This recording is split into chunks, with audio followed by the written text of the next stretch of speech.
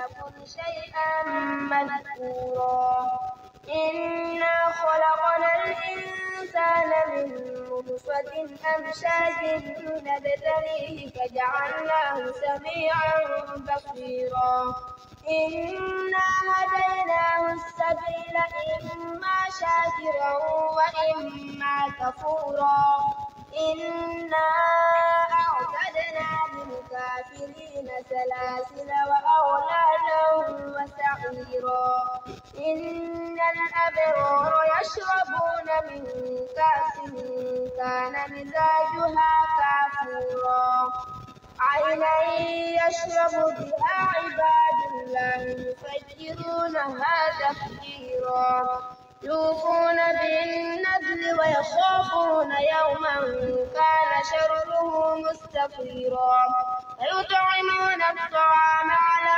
حبه مسكينا ويتيما واسيرا إنما نطعمكم لوجه الله لا نريد منكم جزاء. السلام عليكم ورحمة الله وبركاته. Chers internautes, Alhamdulillah Rabbil Alamin, j'espère que vous allez bien par la grâce d'Allah. Moi je vais bien, Alhamdulillah, par la grâce d'Allah. Oui, aujourd'hui nous sommes là, encore Inch'Allah, avec le grand poteau quotidien, le petit poteau que vous aviez baptisé en grand poteau Inch'Allah. D'accord, il n'y a pas de souci. On va essayer d'appeler. Inch'Allah, j'espère qu'on aura un ou deux gros poissons ce soir, Inch'Allah, à pêcher.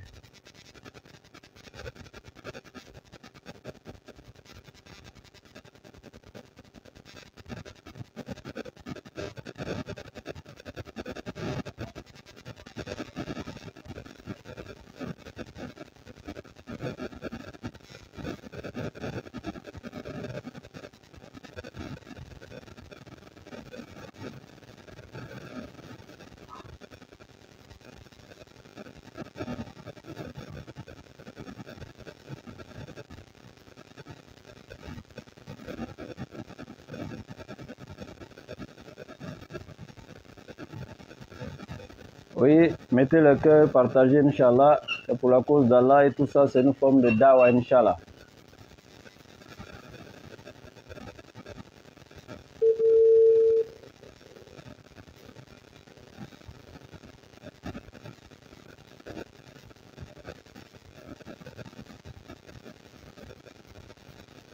Merci beaucoup, le frère. Allô? Oui, bonsoir, frère. Oui, allô? Oui, je devais prendre une personne avant vous et vous prendre à 19h, mais le numéro de la personne n'est pas ça. Vous êtes disponible maintenant? D'accord, ok. C'est pas de souci.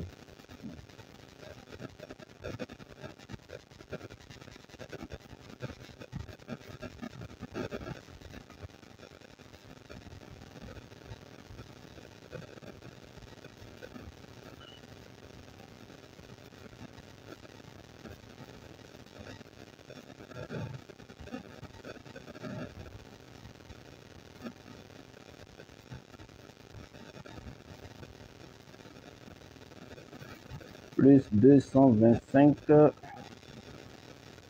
01 03 62 27 63 01 03 62 27 63. Bien. C'est un rendez-vous qui était déjà pris, programmé depuis la journée, confirmé encore cet après-midi. Mais la personne ne décroche pas d'abord.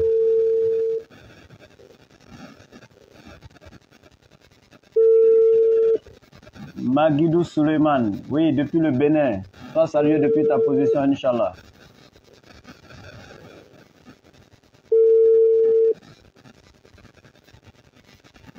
Allô. Oui, bonsoir papa. Oui, bonsoir mon fils, comment vas-tu? Oui, je vais très bien. C'est ton fils Ouattara Ibrahim. Je vois, j'ai écrit ton nom partout. T'en fais pas. Partout même. Tous les numéros que tu m'as donnés. Ah bon, hein? Comment vas-tu? Oui, ça fait 2 jours. Oui, je vais très bien, papa. Donc, j'appelle mon papa aujourd'hui pour voir s'il est disponible pour qu'on échange un peu. Ah oui, j'étais dans la douche. Donc, si tu peux m'accorder quelques instants. Ok, combien de minutes comme ça, papa? J'étais en train de me laver, donc si je finis, je te rappelle. Bon, d'accord, parce qu'il y a d'autres personnes à prendre, je ne sais pas si...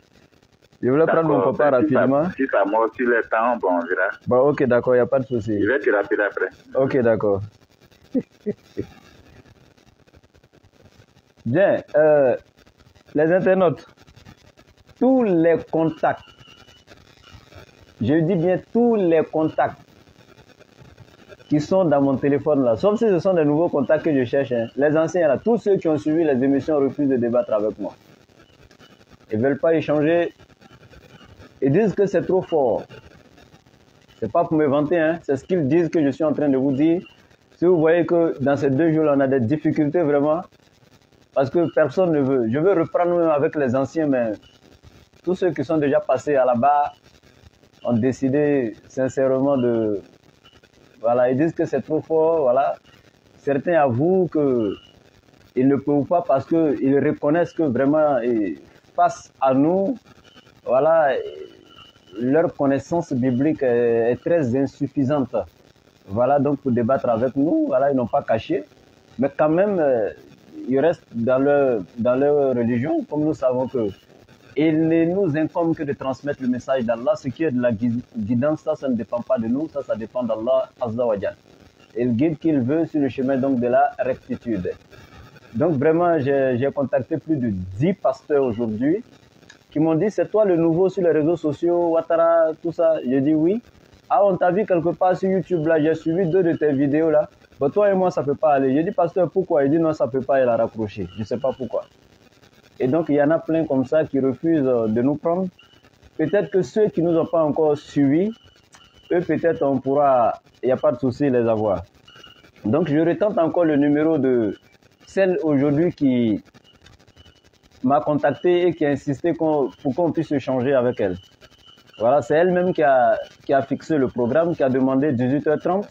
Je lui ai dit, ok, il n'y a pas de souci. Bien. Oui, wa alaykoum salam, Koulibaly Suleiman. Mon petit Koulibaly, ça va bien? Comment toi tu peux être Koulibaly? C'est bizarre.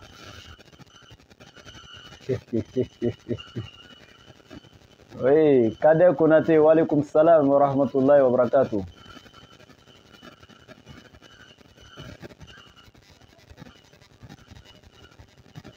Donc vous voyez, c'est un peu chaud.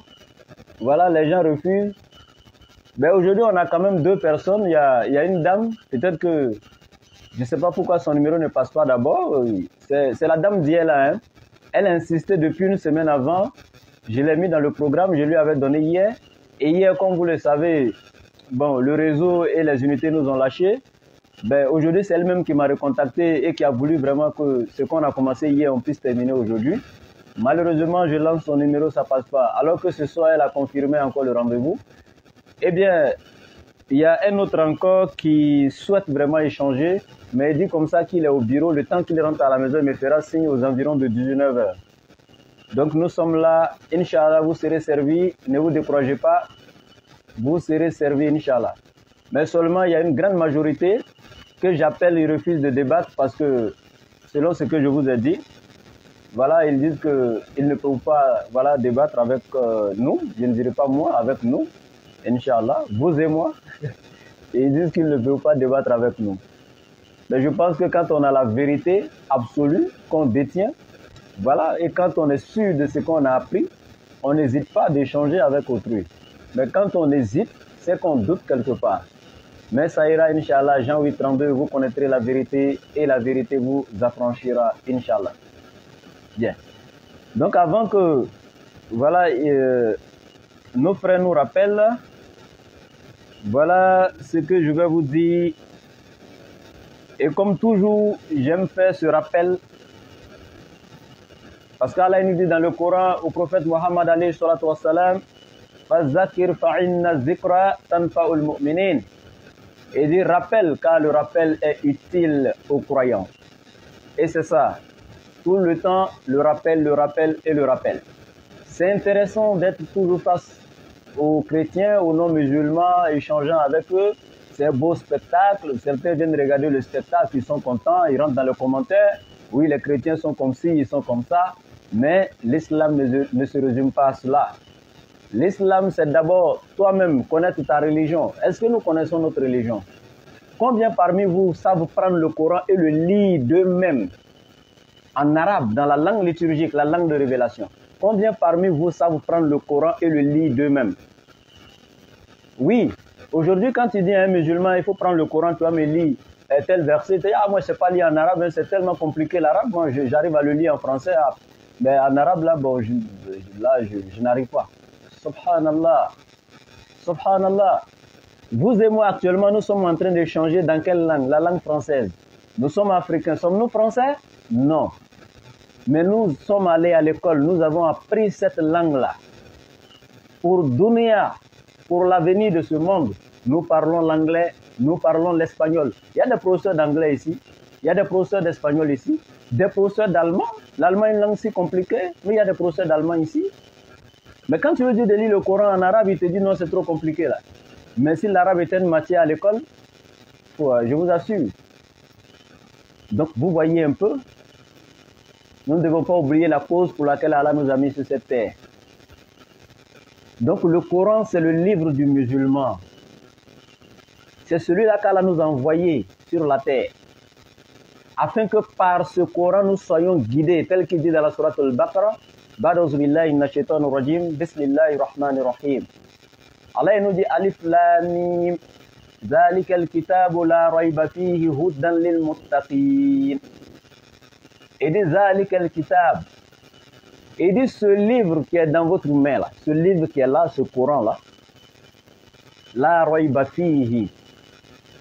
Nul doute au sujet du Coran, point de doute à son sujet. Hudan, le Coran est un guide lil muttaqin, pour les pieux.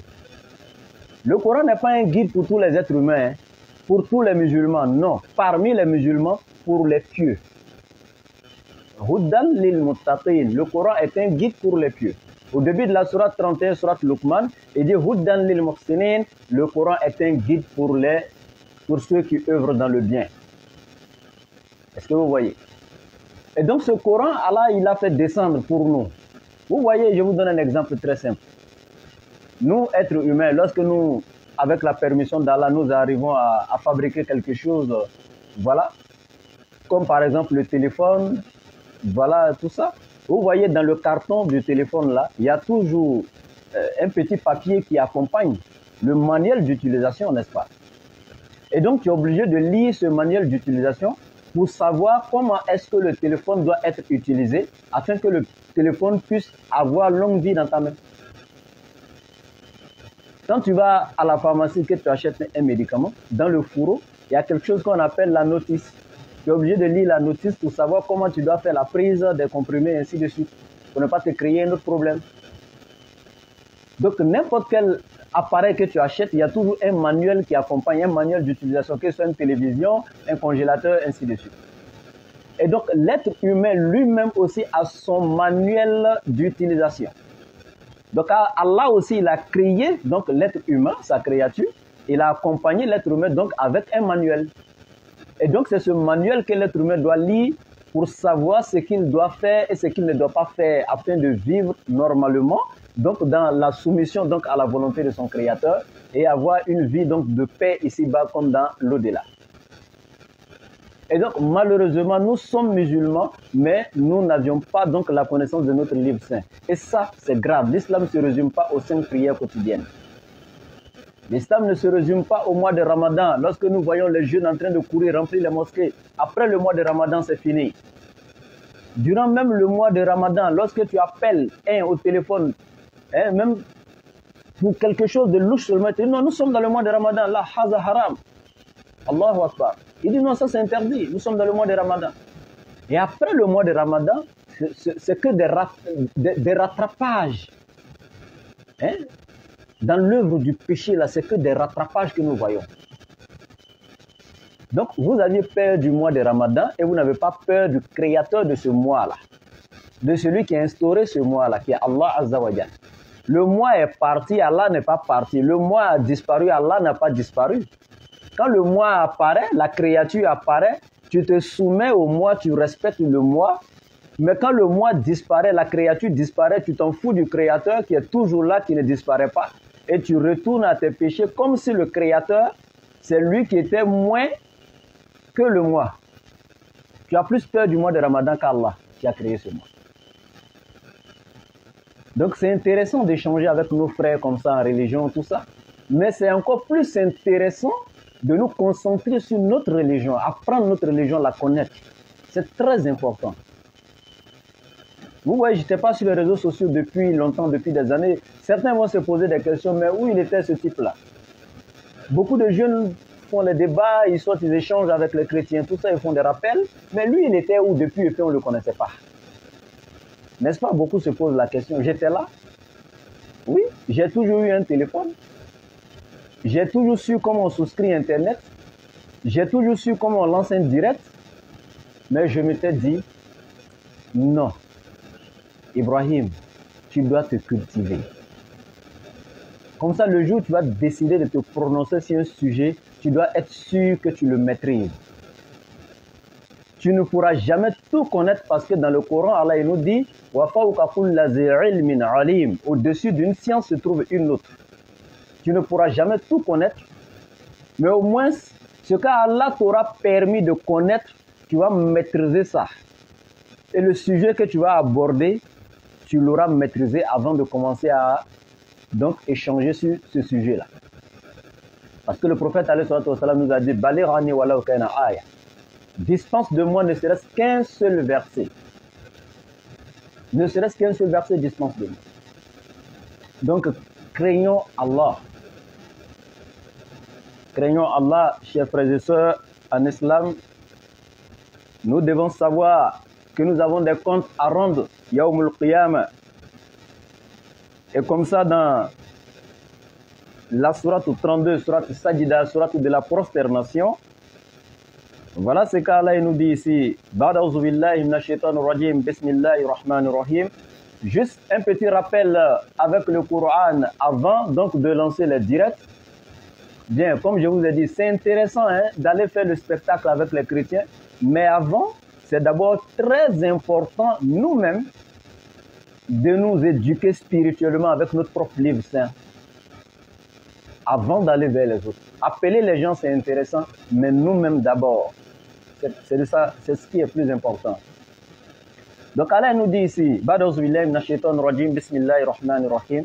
Et dit qul yatawaffakum malakul mauti allazi wukkila bikum thumma ila rabbikum turja'un. Et dit qul, prophète, dis-leur, yatawaffakum malakul maut.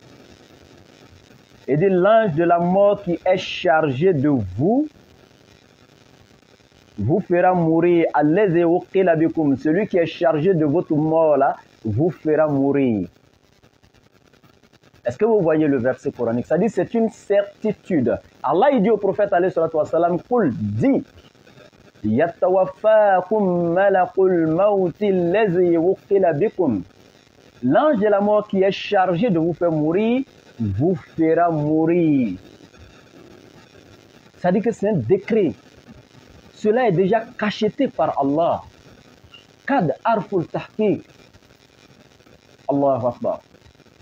Et vous voyez, voici une réalité, une vérité qui ne peut être, c'est-à-dire que contredit, il n'y a pas de discussion à ce sujet-là. Que tu sois chrétien, musulman, que tu sois dans le judaïsme, le bouddhisme, le taoïsme, le zoroastrianisme, le chamanisme, l'hindouisme, le spiritisme, la magie, l'animisme, quelle que soit la religion, l'athéisme dans laquelle tu es, la religion à laquelle tu appartiens, tout le monde est unanime qu'il mourra. Il n'y a pas de débat à ce sujet. La question qu'on doit se poser, ou les questions qu'on doit se poser, c'est qui suis-je, comme je l'ai dit hier, d'où est-ce que je viens, qu'est-ce que je fais ici, où est-ce que j'irai, Et qu'est-ce qui m'attend là-bas? C'est de ça qu'il s'agit. Voici les questions qui doivent nous couper le sommeil. Nous pensons qu'Allah nous a créés pour mettre sur la terre ici en vain? Non. Et nous pensons que nous sommes auto-créés ou bien nous sommes venus là comme ça à partir de rien? On existe comme ça sans qu'il y ait un créateur? Non. Allah dit « Am khuliqu min ghayri shay'in am humul khaliqun » Am khuliqu min ghayri shay'in. La première question qu'Allah pose, il dit « Ont-ils été créés à partir du néant ?» C'est-à-dire les êtres humains là. Allah pose la question, ont-ils été créés à partir du néant? Am humul khaliqun, ou se sont-ils auto-créés eux-mêmes? Mais regardez la première question d'abord. C'est-à-dire Allah pose deux questions et il laisse la troisième pour que les doués d'intelligence, ceux qui ont le discernement, donc puissent, c'est ceux-là qui vont se poser la troisième automatiquement et trouver la réponse. Regardez la première question. Allah il dit Am khuliqu min ghayri shay'in. Ont-ils été créés à partir de rien? Même la science même n'est pas d'accord avec cela. Rien ne peut être fait comme ça à partir de rien. Il y a toujours une cause. Rien ne peut être fait comme ça à partir de rien. Il y a toujours une cause. Quelqu'un s'est-il réveillé un jour, il a vu sa maison a poussé seul comme ça, personne n'a construit. Il n'y a pas eu de maçon, rien, une maison qui sort dans la terre comme ça, kun fayakun, et puis tu vas, tu l'habites comme ça. Qui? Personne. N'est-ce pas?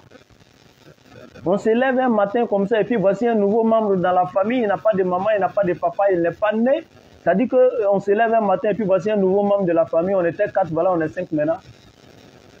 Ça peut se faire? Non. Rien ne se fait sans qu'il y ait une cause.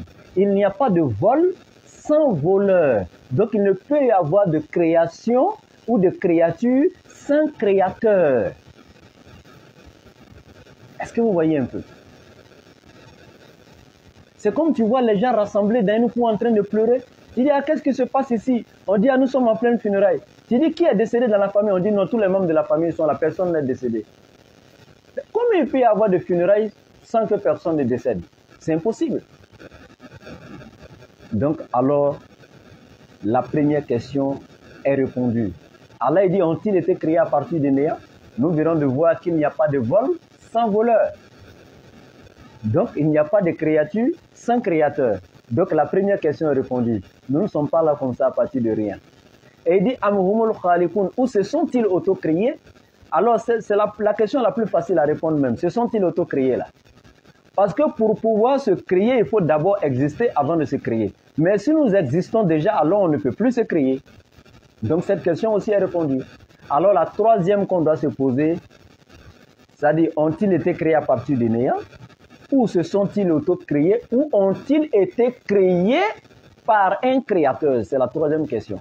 Maintenant qu'on a eu la réponse des deux questions, nous savons que rien n'a été fait comme ça en vain. Donc nous avons été créés effectivement par un créateur qui n'est rien d'autre que Allah Azza wa Jal. Et c'est ce Allah qui nous a mis sur cette terre, qui a décrété encore la mort sur nous, que chacun doit goûter. Comme il dit, Kullu nafsin za'ikatul maut, tout âme goûtera à la mort. Kullu man alayha fanin wa yabqa wajhu rabbika zul jalali wal ikram. Tout ce qui existe disparaîtra un jour. Et c'est le même message qu'Allah donne ici dans la sourate 32 et la sourate de la prosternation, à partir donc du verset 11, il dit Qul yatawaffakum malakul mauti. Il dit au prophète alayhi salatu wassalam, il dit dis, l'ange de la mort qui est chargé de vous fera mourir. Thumma ila rabbikum turja'un. Ensuite, vous retournerez vers votre Seigneur. Je vous assure, jeunes frères, jeunes sœurs, vous qui m'écoutez, la mort n'est pas facile. Dunia, c'est un lieu qui blague l'être humain. La jeunesse trompe, c'est la plus grande trompeuse. وَمَا الْحَيَاةُ الدُّنْيَا إِنَّمَا الْحَيَاةُ الدُّنْيَا لَعِبٌ وَلَهْوٌ وَزِينَةٌ وَتَفَاخُرٌ بَيْنَكُمْ فِي الْأَمْوَالِ والأولاد وكثير fil amwal wal awlad. Wa mal hayatud dunya illa mata'ul ghurur. Ce monde n'est rien d'autre qu'un lieu d'amusement. La'ibun wa lahwun. Un lieu de tromperie, un lieu d'amusement, un lieu de distraction, subhanallah. C'est pourquoi Allah nous dit Alhaakumut takasur hatta zurtumul maqabir. La course aux richesses de ce monde vous distrait jusqu'à ce que vous visitez les tombes, jusqu'à ce que l'ange de la mort vous surprenne, jusqu'à ce qu'il vienne taper à la porte de chacun d'entre vous. Ça peut être sur la route d'un voyage par accident, ça peut être par noyade, ça peut être par incendie, sur un lit d'hôpital. On ne sait pas où, nous ne savons pas quand. Le point de non-retour. Subhanallah. Et lorsque le temps de la mort arrive, elle ne nous accorde même pas une seconde de plus afin que nous disions au revoir à nos amis, au revoir à notre épouse ou à notre époux, au revoir à nos parents ou à nos enfants. Subhanallah. Elle n'a pas de sentiment, elle n'a point de pitié, elle ne fait qu'exécuter l'ordre de son Seigneur, la mort, el-maut. Subhanallah. Celle-là même qui rebaptise avec de nouveaux noms. Ton nom de naissance disparaîtra. Tu deviens le cadavre, le corps, le défunt. Subhanallah. Le nom de ton épouse change. Elle n'est plus ton épouse, elle devient la veuve. Tes enfants, leur nom change, ils deviennent les orphelins. Tous tes milliards là, on appelle ça maintenant l'héritage. Celle-là qui divise les amis, l'époux et son épouse, l'enfant et ses parents, les frères et sœurs. Subhanallah. Craignons Allah avant ce jour-là, qui va arriver inévitablement. C'est un jour qui arrivera. Et lorsque la mort approchera de nous, voilà cette voix qui va résonner dans les cieux. وَجَاءَتْ سَكْرَةُ الْمَوْتِ بِالْحَقِّ ذَلِكَ مَا كُنْتَ مِنْهُ تَحِيدٌ. Allahu Akbar. Allahu Akbar. La mort que vous fuyiez auparavant,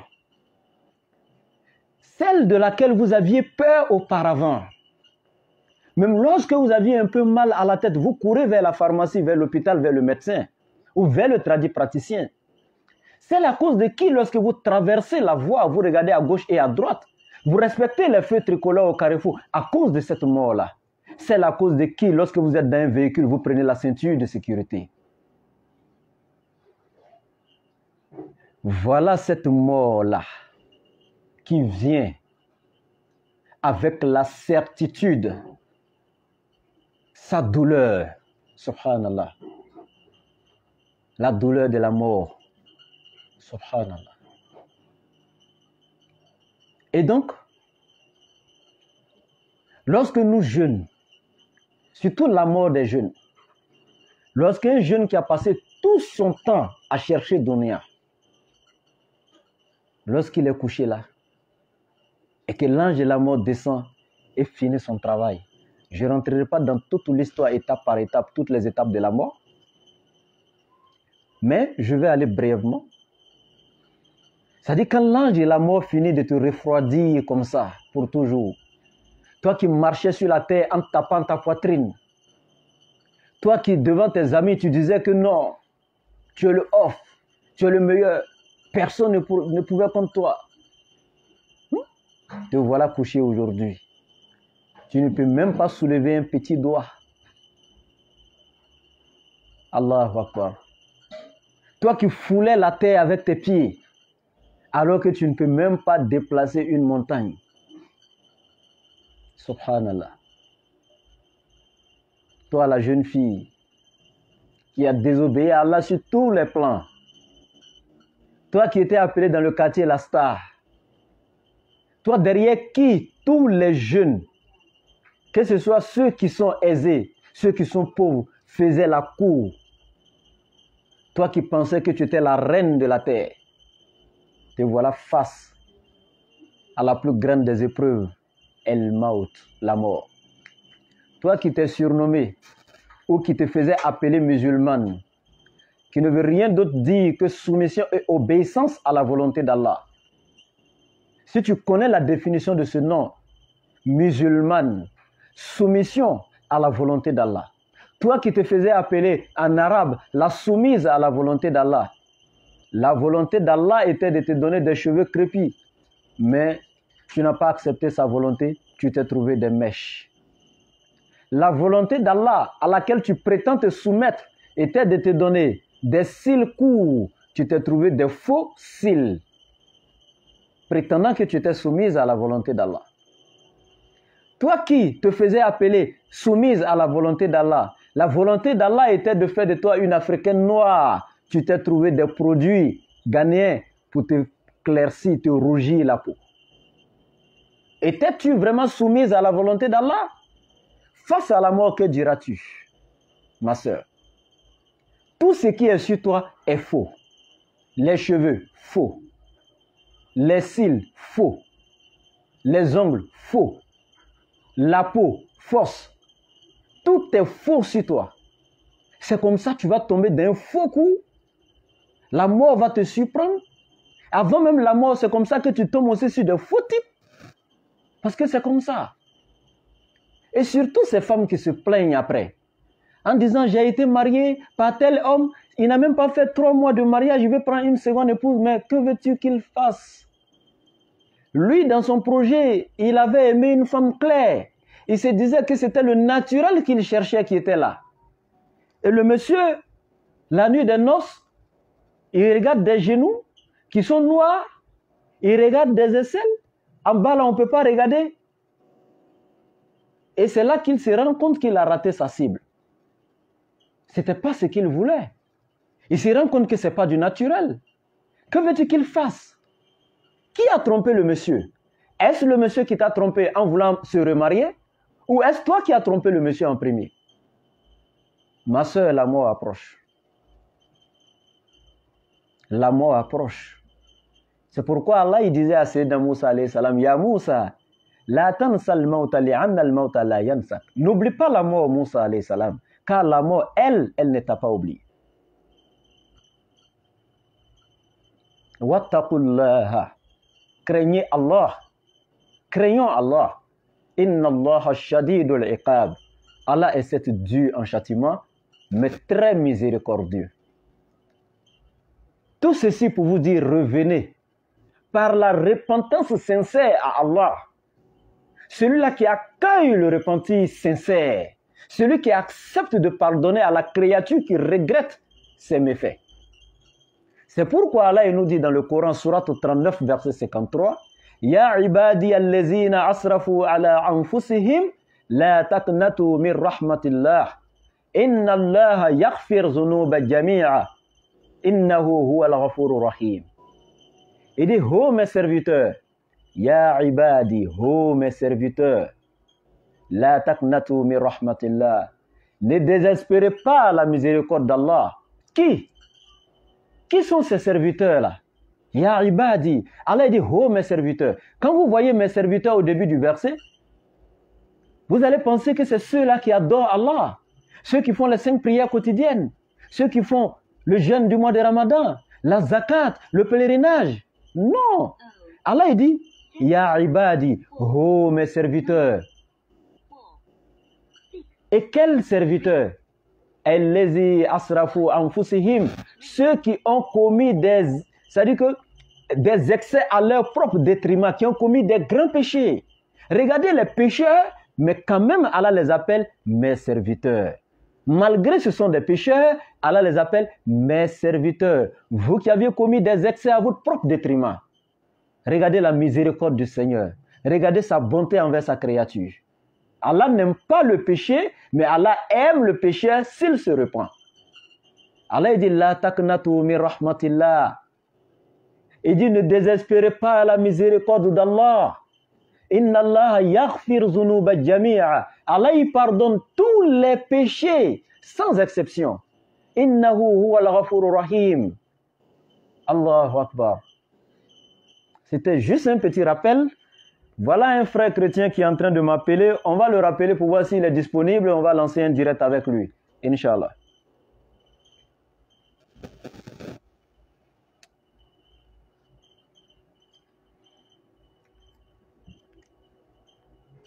Oui, les cœurs, partagez les cœurs.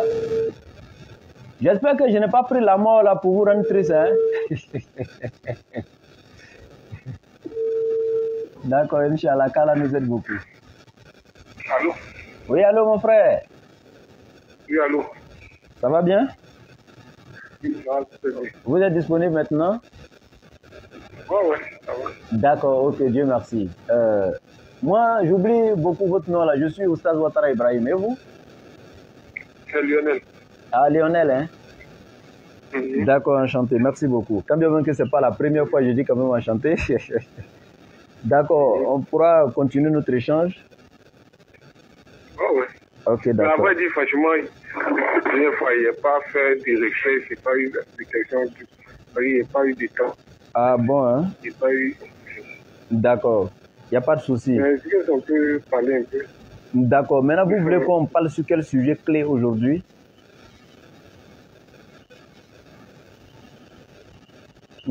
Allô? Oh, il est parti. D'accord, il n'y a pas de souci, je vais le rappeler. Hein? C'est une erreur, je vais le rappeler. Les internautes, je vais le rappeler. Inch'Allah. Je le rappelle.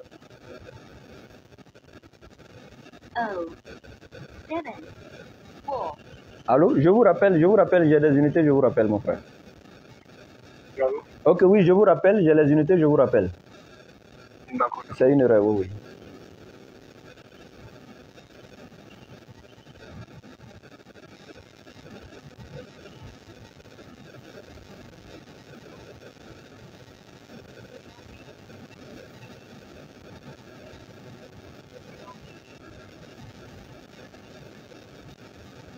Allô?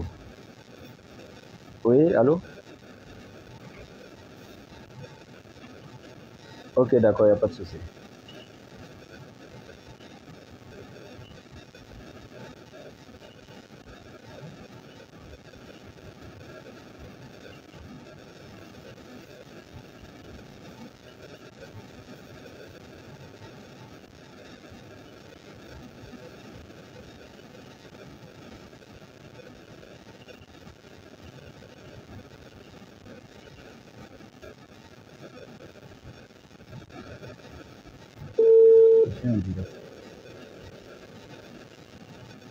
Oui, allô?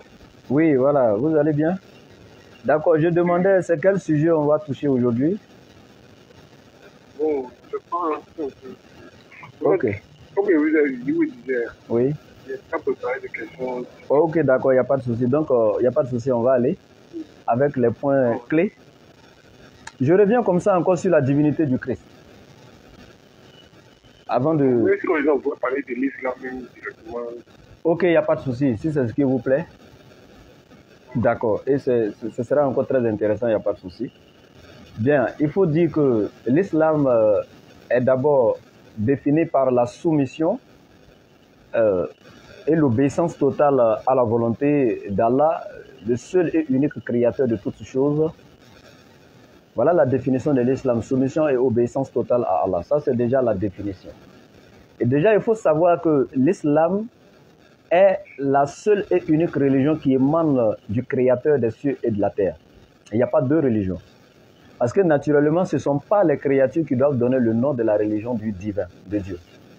Ce ne sont pas les créatures qui doivent donner la religion, le nom de la religion de Dieu. C'est Dieu qui doit donner le nom de sa religion. Et aucunement, le nom de la religion de Dieu ne doit être le nom d'une créature. Nous-mêmes, les créatures, naturellement, moi, je suis Ouattara Ibrahim, je ne vais pas construire ma cour pendant que je suis assis dans ma famille. Voilà, et puis quelqu'un vient et dit non, ça c'est la cour de Sanogo. Chez moi, il vient dire c'est chez Sanogo. Non, c'est chez Ouattara. C'est pour moi, c'est ma cour, c'est chez moi.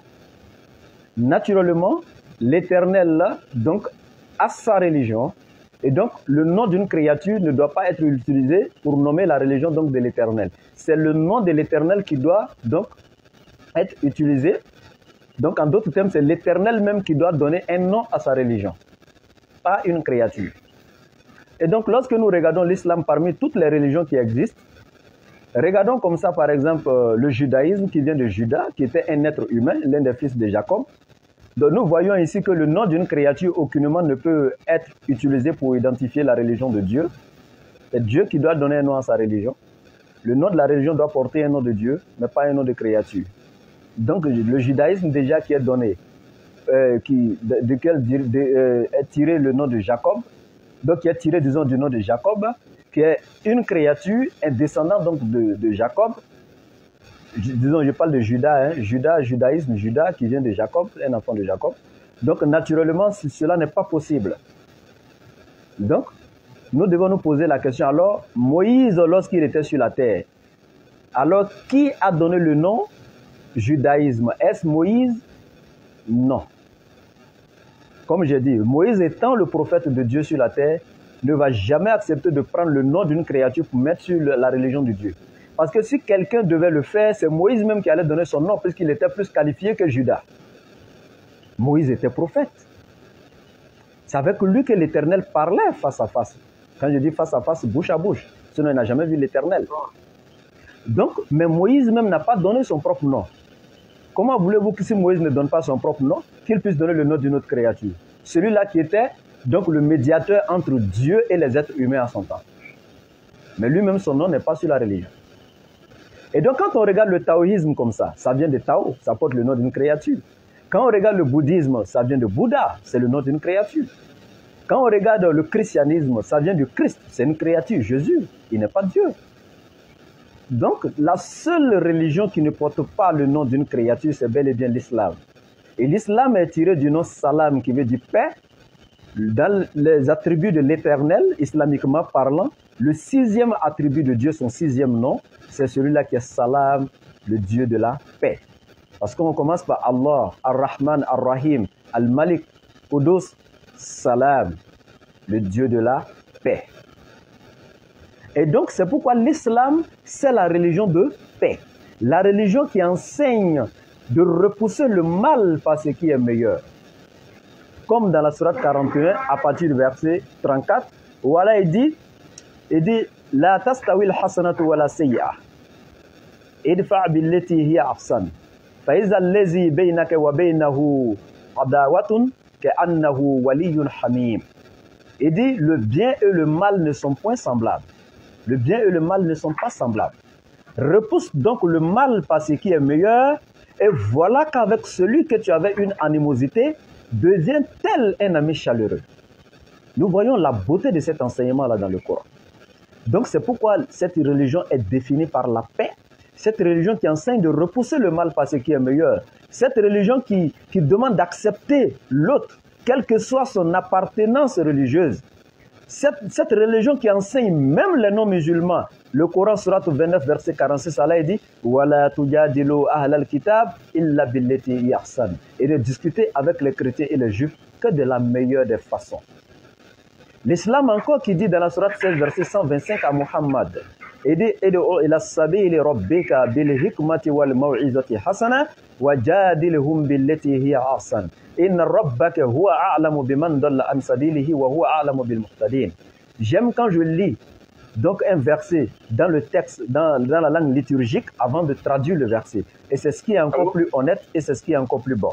Donc ici, il dit au prophète dans la sourate 16, verset 125, il dit, par la sagesse et la bonne exhortation, appelle les gens au sentier de ton Seigneur et discute avec eux de la meilleure façon. Allô? Oui, allô? Voilà. Donc nous voyons que dans tous ces enseignements, quand on dit que l'islam c'est la religion de paix, nous voyons ici, c'est-à-dire que ces enseignements-là qui nous enseignent la bonne manière, le bon comportement, la manière donc d'échanger même avec autrui sans le blesser, sans le frustrer. Voilà l'islam qui donne cette éducation-là aux musulmans, même au niveau du dialogue. Et donc c'est pourquoi dans la sourate 21 verset 107, Allah dit au prophète وَمَا أَرْسَلْنَاكَ إِلَّا رَحْمَةً لِلْعَالَمِينَ, et nous ne t'avons envoyé qu'en tant que miséricorde à l'univers. Et la sourate 33 verset 21 dit aux musulmans لَقَدْ كَانَ لَكُمْ فِي رَسُولِ اللَّهِ أُسْوَةٌ حَسَنَةٌ, dans le messager d'Allah vous avez un excellent modèle à suivre. C'est pourquoi le bon musulman soumis effectivement et réellement à la volonté d'Allah, c'est celui-là même qui prône la miséricorde autour de lui. Parce que son prophète était une miséricorde pour l'univers. Et Allah, il dit dans le Coran, dans le messager d'Allah, vous avez un excellent modèle. Donc, il est un modèle pour nous. Donc, en retour, chaque musulman doit imiter le prophète dans cette miséricorde-là. Donc, nous devons prôner la miséricorde autour, la paix autour de nous.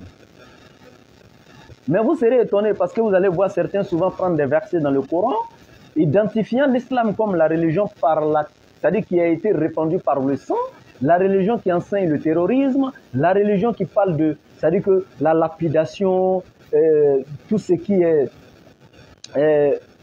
comment on appelle, lapidation, tout ce qui est amputation, en fait tous les mauvais signes quoi, dans le Coran, couper la main, tout ça. Voilà comment on présente l'islam aujourd'hui. Alors que moi je suis en train de vous enseigner autre chose que ça. Dans la sourate 9, ils vont te dire, tuez les mécréants, où que vous les trouvez, tout ça. Des gens vont te dire, oui, c'est écrit dans la sourate 9. Voilà l'image que les gens ont de l'islam. Mais non, l'islam c'est la religion de paix. L'islam n'a jamais enseigné à un musulman d'attaquer qui que ce soit. L'islam n'a jamais enseigné à un musulman d'aller tuer qui que ce soit. Parce que le prophète nous dit dans un hadith authentique, je jure par celui qui détient l'âme de Mohammed entre ses mains.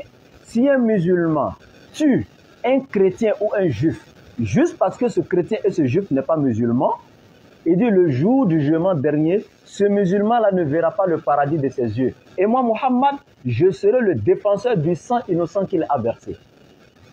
Mais attendez, alors que c'est ce prophète Mohammed-là, dans la sourate 16, verset 44, qui a reçu la révélation et ensuite l'a transmise donc à toute l'humanité.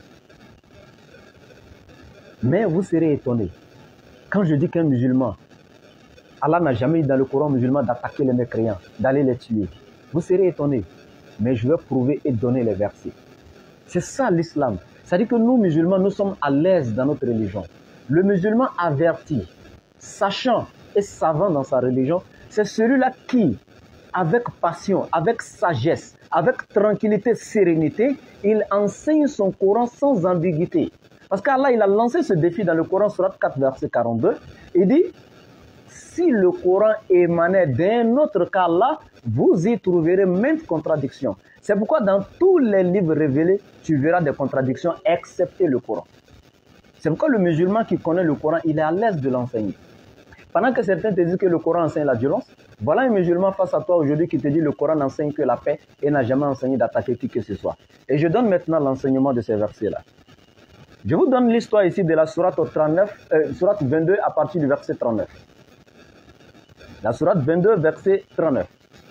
Voilà ce qui est écrit donc, dans cette sourate. Mais avant de donner ce qui est écrit, je vous donne d'abord l'histoire. Vous devez savoir que lorsque le prophète Mohammed, que la paix et la bénédiction d'Allah soient sur lui, lorsqu'il est venu et qu'il a commencé donc à enseigner l'islam, les mécréants de la Mecque n'avaient pas accepté donc le message du prophète Mohammed alayhi salatu wassalam. Ils se sont mis à le combattre, à tuer même ses disciples qui le suivaient, ainsi de suite. Mais quand bien même qu'on attaquait Mohammed, on tuait ceux qui croyaient en lui. Par surprise, les mécréants qui étaient de partout, ils pouvaient venir rentrer chez un musulman comme ça. On a appris que toi tu viens de te convertir, tu es rentré dans la nouvelle religion de Mohammed. Quand il dit oui, on l'attaque. Souvent on tue sa femme, ses épouses, ses parents. Dans l'histoire, cela est écrit. Mais je vous assure, pendant plus de 70 attaques par les mécréants contre les musulmans, Mohammed n'a jamais demandé à un musulman d'attaquer les mécréants. Plus de 70 attaques. Au point où certains musulmans qui avaient cru en Mohammed ont commencé à perdre la foi et à revenir sur les pas en disant quoi? C'est quelle religion dans laquelle nous adhérons? On ne fait que nous attaquer près de 70 fois et notre leader ne nous donne pas l'autorisation de rendre nos coups, de nous défendre. C'est pas normal. C'est en ce moment-là que pour la première fois dans le Coran, Allah il va faire descendre la sourate, le verset 39 de la sourate 22. En nous disant quoi dans cette sourate? Il dit Uzina lillazina yuqataluna bi annahum zulimu wa inna Allaha ala nasrihim laqadir. Allah il dit quoi dans le verset? Il dit autorisation est donnée aujourd'hui à ceux qui sont attaqués de se défendre parce que vraiment ils sont lésés et Allah est certes capable de les secourir. Donc nous voyons ici, Allah il dit à travers le verset, autorisation a été donnée aux musulmans. Autorisation leur a été donnée de faire quoi? Attaquer les mécréants? Non. Autorisation a été donnée de faire quoi? Tuer les mécréants? Non. Il dit autorisation a été donnée à ceux qui ont été attaqués. D'abord, il te montre que l'autorisation a été donnée à qui? À ceux qui ont été attaqués. Donc, ils ont été attaqués en premier, d'abord, et il dit de se défendre. Donc, nous voyons, quand tu es attaqué et que tu prends une arme maintenant contre celui qui t'a attaqué en premier, on appelle ça, comme en français, la légitime défense. Donc, c'est la légitime défense que le Coran a donnée aux musulmans, pas l'attaque contre les mécréants, mais la légitime défense contre l'attaque des mécréants. Et donc, malgré qu'Allah donne l'autorisation aux musulmans de se défendre face aux mécréants, il va donner encore des principes, des prescriptions, des conditions de combat. Et on va rentrer dans ces détails. Et vous allez voir maintenant, dans la sourate de, si je dois prendre verset par verset, les lire dans le Coran, on ne va pas quitter là, donc j'ai mémorisé, donc je vous donne les versets directement. Dans la sourate 2, à partir du verset 190, voilà ce qu'Allah va dire aux musulmans. Il va dire وَقَاتِلُوا فِي سَبِيلِ اللَّهِ الَّذِينَ يُقَاتِلُونَكُمْ وَلَا تَعْتَدُوا إِنَّ اللَّهَ لَا يُحِبُّ الْمُعْتَدِينَ.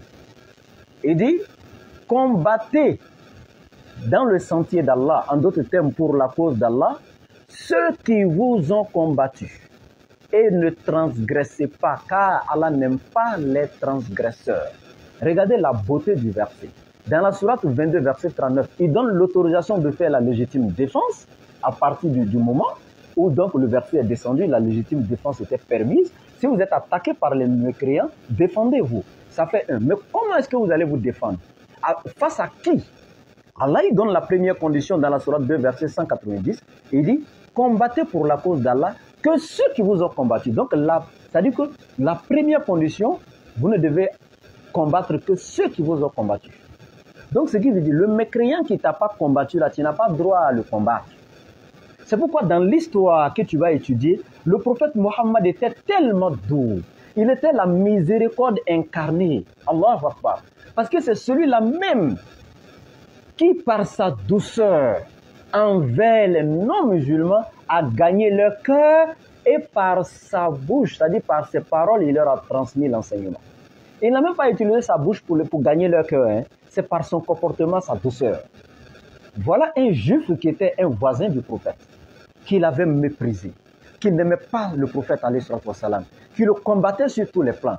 Celui-là même qui balayait sa cour, qui ramassait les ordures, qui les jetait dans la cour du prophète. Mais qu'est-ce que le prophète faisait? Il ramassait ces mêmes ordures et il les mettait dans sa poubelle, sans les retourner dans la cour du voisin. Il n'a jamais répliqué. Il n'a jamais répondu par le mal. C'est la même chose que je vous ai dit, parce qu'il a obéi à la sourate 41, verset 34, où Allah dit وَلَا تَسْتَوِي الْحَسَنَاتُ وَلَا سَيِّئَةُ. Le bien et le mal ne sont pas semblables. إِدْفَعْ بِالَّتِي هِيَ أَحْسَنُ. Il repousse le mal par ce qui est meilleur. فَإِذَا الَّذِي بَيْنَكَ وَبَيْنَهُ عَدَاوَةٌ كَأَنَّهُ وَلِيٌّ حَمِيمٌ. Et voilà qu'avec celui que tu avais une animosité, devient tel un ami chaleureux. Le prophète a obéi à ce verset. Il n'a jamais répondu par le mal en retournant les mêmes ordures dans la cour du juif. Et qu'est-ce qui va se passer? Voilà qu'un jour, le prophète a constaté une semaine, il n'a pas vu d'ordures dans sa cour. Il s'est dit, mais attends, il y a deux choses. Soit mon voisin a voyagé, soit peut-être qu'il est malade. Mais je vais lui rendre visite. Voilà le prophète qui rentre dans la cour du juif qui était couché sur une natte. Quand il a vu le prophète venir avec ses compagnons, il a eu peur. Il s'est dit qu'il venait rendre son coup. Le prophète est arrivé avec douceur. Il a salué le monsieur. Il dit, ça fait une semaine que je ne vois pas les ordures dans ma cour. Je pensais que tu avais voyagé ou peut-être que tu étais malade. Mais comme je t'ai trouvé là, es-tu malade? Le monsieur dit oui, je ne me sens pas bien. Il dit, ah, donc je suis venu te souhaiter prompt établissement, te saluer, ainsi de suite. Car le voisinage est très solide. C'est un lien qui est très solide. Les voisins doivent prendre soin les uns des autres et chercher à savoir comment ils vont mutuellement en ce qui concerne leur santé, ainsi de suite. Le monsieur était tellement touché, il a dit au prophète, malgré tout ce que je t'ai fait, tu viens avec ce cœur vers moi? Le prophète dit, oui, c'est ma religion qui m'enseigne cela. Je vous assure que le monsieur a attesté en même temps, Ashhadu an la ilaha illallah wa ashhadu anna Muhammadur Rasulullah. Il dit, j'atteste qu'il n'y a aucune divinité qui mérite d'être adorée en dehors d'Allah et j'atteste que Muhammad est le messager d'Allah et je l'accepte. Le monsieur est devenu musulman. Donc voilà, Allah il nous dit dans la sourate 2, verset 190, il dit, combattez dans le sentier d'Allah que ceux qui vous ont combattu. Donc c'est toujours la légitime défense qui ressort encore. Et il dit, ne transgressez pas. C'est-à-dire que malgré il vous donne l'autorisation de les tuer là, en légitime défense, il dit, mais ne transgressez pas. Tu lui as déjà porté un coup mortel. Tu n'es pas obligé de le découper, on dirait oignon et ta machette. Si tu fais ça, tu vas rendre compte à Allah. Allah dit, non, non, non, il ne faut pas transgresser. Juste la légitime défense, ça suffit. Et puis, il ne faut pas transgresser en l'attaquant. Et après avoir tué ce mécréant-là, il ne faut pas aller tuer sa femme, ses enfants. Non, ce n'est pas eux qui t'ont combattu. Il ne faut pas rentrer chez lui parce que tu es énervé pour aller empoisonner les eaux. Pour aller couper les arbres qui se trouvent chez eux. Détruire leurs champs. Tuer les animaux. Il dit ne transgressez pas. Car Allah n'aime pas les transgresseurs. Est-ce que vous voyez la beauté du corps? Donc voici un verset encore qui nous montre ce qu'Allah nous dit de faire. De tous les versets maintenant que tu vas voir dans le Coran qui parlent de combattez-les, ces versets doivent être interprétés à la lumière de la sourate 2, verset 190, qui dit quoi? Combattez que ceux qui vous ont combattu. Donc la légitime défense.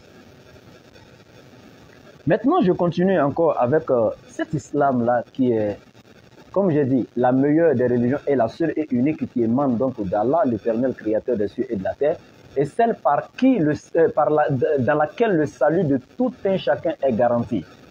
C'est dans la seule religion-là que tu verras ces adeptes nommés par le créateur, l'éternel Allah. C'est lui qui nomme même les adeptes de cette religion, qui donne leur nom musulman. En dehors de l'islam, tu ne verras pas une religion où l'éternel donne le nom de ses adeptes. Non. Il a d'abord donné son propre nom à sa religion, comme nous l'avons cité depuis en amont.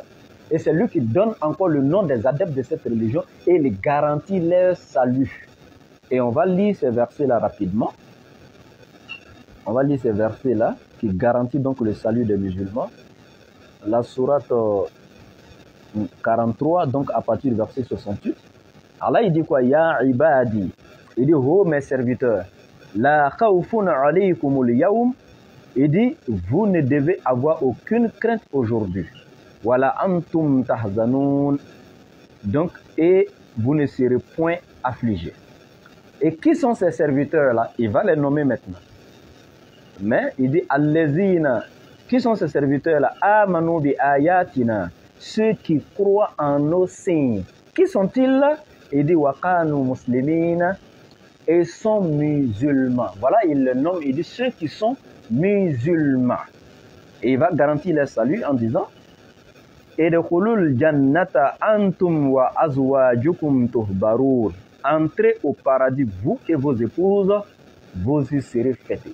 Donc voici, tu ne trouveras c'est-à-dire que ce verset semblable dans aucun livre saint où le salut des adeptes est garanti, où l'Éternel nomme les adeptes et garantit leur salut directement. Ça n'existe pas en dehors du corps. C'est pourquoi dans la sourate 30, à partir du verset 30, Allah il nous dit, فَأَقِمْ وَجْهَكَ لِلدِّينِ حَنِيفًا فِطْرَةَ اللَّهِ الَّتِي فَطَرَ النَّاسَ عَلَيْهَا لَا تَبْدِيلَ لِخَلْقِ اللَّهِ ذَلِكَ الدِّينُ الْقَيِّمُ وَلَكِنَّ أَكْثَرَ النَّاسِ لَا يَعْلَمُونَ مُنِيبِينَ إِلَيْهِ وَاتَّقُوهُ وَأَقِيمُوا الصَّلَاةَ وَلَا تَكُونُوا مِنَ الْمُشْرِكِينَ. Il dit, dirige ton être vers la religion exclusivement à Allah. Telle est la nature qu'Allah a originellement donnée à l'être humain. Donc l'islam, c'est la nature originelle de l'être humain. C'est la religion originelle qui émane de l'éternel. C'est la seule et unique. C'est pourquoi dans la sourate 3, verset 83, il dit « Afaghayra dinillahi yabghun wa lahu aslama man fis samawati wal ard » Il dit « Quelle autre religion les êtres humains désirent-ils en dehors de celle d'Allah, alors que lui sont soumis tout ce qui est dans les cieux et sur la terre. » Allahu Akbar. Et dans la dite sourate au verset 85, maintenant il va dire وَمَنْ يَبْتَغِي غَيْرَ الْإِسْلَامَ دِينًا فَلَنْ يُقْبَلَ مِنْهُ وَهُوَ فِي الْآخِرَةِ مِنَ الْخَاسِرِينَ. Et quiconque désire, adhère ou accepte une autre religion en dehors de l'islam, cette religion ne lui sera point agréée et le jour de la rétribution, cette personne sera du nombre des plus grands perdants. La seule et unique religion émanant d'Allah, c'est bel et bien l'islam et c'est la meilleure de toutes les religions. Maintenant, mon frère, voici un briefing sur l'islam comme tu l'as souhaité. Je t'écoute.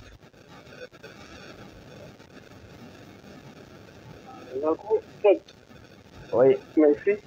Ok, pas de quoi, mon frère. Du temps que tu m'as donné. Oui. Ben, vous êtes occupé ou bien, si vous voulez, on peut continuer. Hein? Non. On peut continuer, c'est rien. Ok, d'accord. Maintenant, cette religion islam que je viens d'enseigner, je dois quand même prouver que les prophètes antérieurs à Mohammed, parce que je viens de donner un verset où je dis l'islam est la religion originelle qu'Allah a donnée à l'être humain. C'est-à-dire que depuis l'ancêtre de l'humanité qui est Adam. Et encore plus loin, dans la sourate 3, verset 83, il affirme que tout ce qui est dans les cieux et sur la terre sont soumis, c'est-à-dire dans le sens où ils sont musulmans. Le ciel est musulman comme la terre et tout ce qui est entre les deux et tout ce qui est renfermé en eux sont musulmans. Alors nous devons prouver cela. Nous devons prouver cela. Dit que l'islam n'a pas commencé par Mohammed. Mohammed est celui qui a envoyé le Coran, mais ce n'est pas celui qui est venu avec l'islam. La preuve se trouve dans la Bible d'abord, Matthieu chapitre 5, verset 17. Regardez le Christ qui nous dit, en vérité, je vous l'ai dit. D'abord, il dit, ne pensez pas que je sois venu abolir la loi ou les prophètes. Je ne suis pas venu abolir la loi ou les prophètes, mais plutôt accomplir. Donc les prophètes qui sont antérieurs à Jésus, c'est-à-dire venus avant Jésus, comme Moïse, par exemple, qui a enseigné les lois de Dieu. L'Ancien Testament, il y a plus de 613 lois donc, qui sont dans l'Ancien Testament. Toutes ces lois-là, les plus grandes de ces lois, ce sont les 10 commandements. Mais il y a 613 lois qui ont été enseignées dans l'Ancien Testament. Et toutes ces lois-là, voilà le Christ dans Matthieu chapitre 5, verset 17 qui nous dit « Ne pensez pas que je sois venu abolir la loi ou les prophètes. » Parce que certains nous disent « Non, depuis que Christ est venu, la loi a pris fin. » Christ même les contredit. Il dit « Je ne suis pas venu abolir la loi. Je suis venu plutôt accomplir. » Mais Christ ne s'arrête pas là. Voilà quelque part, Christ va nous interpeller en disant, en vérité, je vous le dis, tant que les cieux et la terre ne disparaîtront pas, il ne disparaîtra pas un seul iota, ni un seul trait de lettre dans la loi de Dieu, jusqu'à ce que tout soit accompli. Donc Christ nous montre qu'il n'est pas venu abolir la loi, ça fait un. C'est-à-dire mettre fin à la loi, ça fait un. Et il nous dit en vérité, tant que le ciel et la terre ne disparaissent pas, la loi va rester intacte. Un seul iota ni un seul trait de lettre ne va pas disparaître dans la loi de Dieu. Mais il ne s'arrête pas là. Il dit jusqu'à ce que tout soit accompli. Considérons que Christ soit encore la fin de la chaîne des prophètes et des messagers. Pourquoi il dit jusqu'à ce que tout soit accompli? Il met au futur, c'est lui-même, il était l'accomplissement de tout. Il n'allait plus dire jusqu'à ce que tout soit accompli. Cela voudrait dire que tout n'est pas encore accompli. Et tout devait être accompli par qui? Voilà quand Muhammad vient dans le Coran maintenant, sourate 5, verset 3, l'Éternel Allah va nous dire Al-Yawma akmaltu lakum dinakum wa atmamtu alaykum ni'mati wa raditu lakumul islam dina. Il dit aujourd'hui j'ai parachevé pour vous votre religion, je vous ai comblé de mes bienfaits et j'ai agréé l'islam pour vous comme religion. Mais quand il dit aujourd'hui j'ai parachevé pour votre religion, quand c'est aujourd'hui que c'est parachevé par Muhammad, c'est que ça a parachuté quelque part. C'est pourquoi c'est la religion originelle. Il y a des prophètes qui sont venus introduire cette religion. Certains sont venus pour développer cette religion. Muhammad était la conclusion. C'est pourquoi c'est par lui que ça s'est parachevé, mais ça a parachuté depuis en haut. Eh bien, je prends le prophète Isa alayhi salam qui est aujourd'hui appelé Jésus-Christ, donc en français dans la Bible. Jésus était musulman. Et la preuve se trouve où? Je ne vais pas aller par 4 chemins. Le nom christianisme que nous avions aujourd'hui dérive du nom chrétien. Chrétien qui est un nom qui a été donné aux disciples de Jésus par qui? Est-ce par Dieu l'Éternel? Non.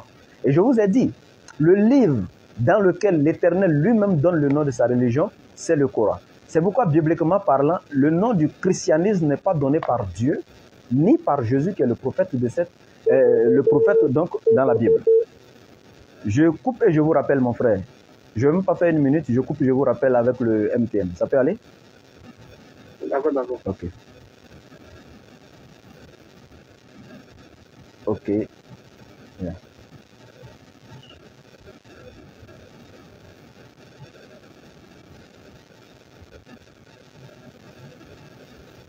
Partagez le direct. Mettez les cœurs et partagez le direct. L'enseignement est très intéressant. N'aimez pas que le spectacle. Lorsqu'on vous donne l'enseignement gratuitement, prenez l'enseignement, Inch'Allah. C'est mieux que de bavarder. Vous voyez ce monsieur, il est chrétien, il n'est pas musulman. Mais il est tellement sage.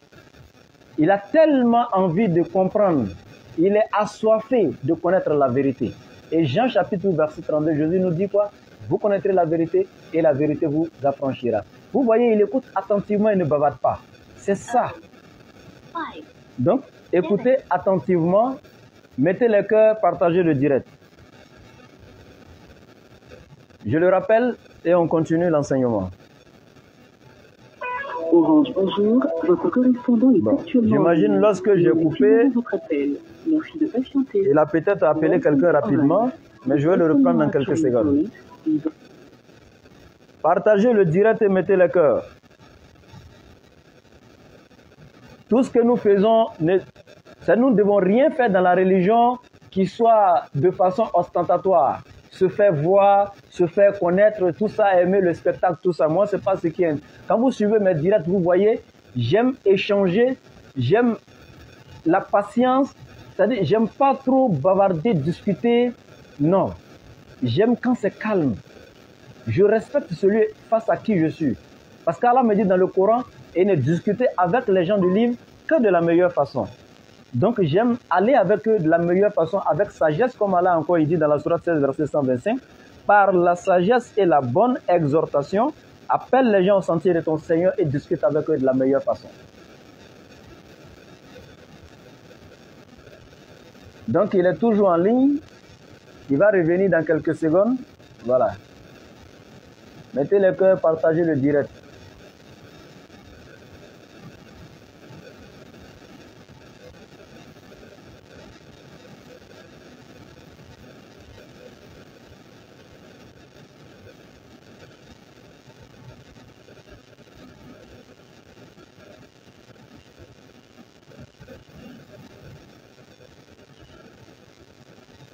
Oui, allô mon frère. Oui, allô. On peut continuer? Oui, on peut continuer. Ok. Donc, voici ce que j'étais en train de dire. Donc, Allah, il nous donne le nom de sa religion qui est l'islam. Mais nous voyons que dans la Bible, on ne trouve pas un seul nom.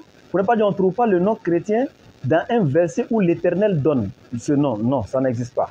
Et nous voyons que ce n'est pas Jésus qui donne ce nom. Il ne l'a jamais prononcé même durant son ministère.